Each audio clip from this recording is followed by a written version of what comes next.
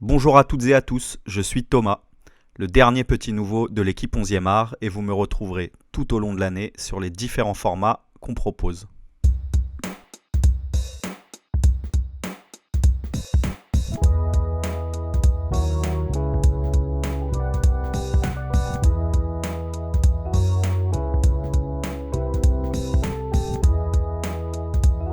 Stoke-on-Trent.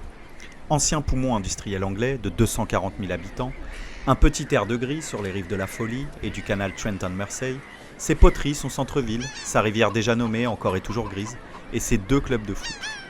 En 2005, dans son documentaire Fucking Hooligans, que je vous recommande chaudement, probablement trouvable dans un carton à la BNF, à côté du premier live de 10 Years After ou d'un doc sur les tribunes AWA, Christophe Weber consacrait un large chapitre à cette ville et ses différentes firms, nom donné aux sections locales de hooligans, et l'a placé en top des faits divers en tout genre.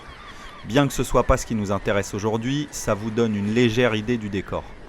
Le plus connu des deux, Stoke City, deuxième club professionnel de l'histoire du foot anglais, derrière Notts County, ou Blackburn, merci Netflix, ou on sait pas vraiment qui, tout le monde veut que ce soit mon club le premier parce que c'est lui le plus ouf et que les autres c'est de la daube, redescendu de Premier League à l'issue de la saison 2017-2018, mais qui a quand même connu Gordon Banks, Rory Delap, les débuts de Xherdan Shaqiri, le grand Peter Crouch, Eric Choupo-Moting avant qu'il se mette à empêcher sa propre équipe de marquer des buts, merci les supporters parisiens, et du côté de Burnsley, petit quartier au nord de la ville, son petit frère, Port Vale.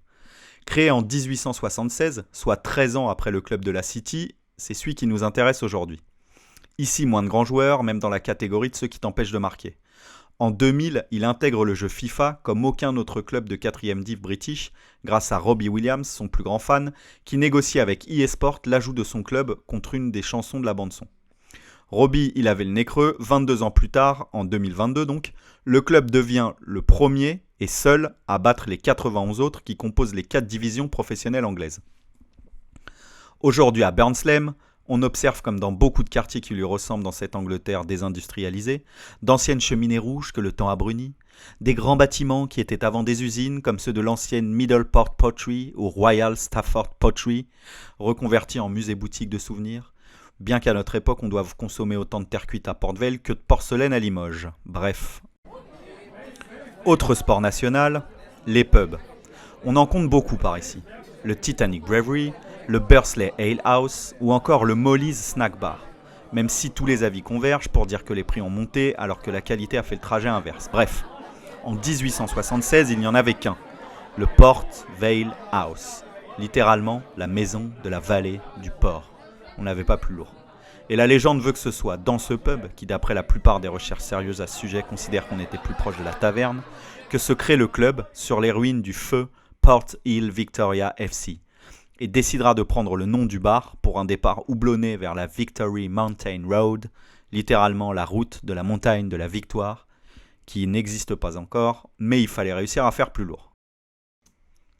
Donc finalement, un club créé, après l'ogre local, par des mecs poivrés, dans une taverne, qui décide de prendre le nom du bar, soutenu par Robbie Williams, dont on a perdu la trace depuis Phil, bien dégueu mais mieux que le Connemara, et qui a quand même réussi à battre les 91 autres clubs, de mecs poivrés, soutenus par des stars locales, qui chantent des trucs bien dégueux mais quand même mieux que le Connemara, ça méritait bien quelques minutes.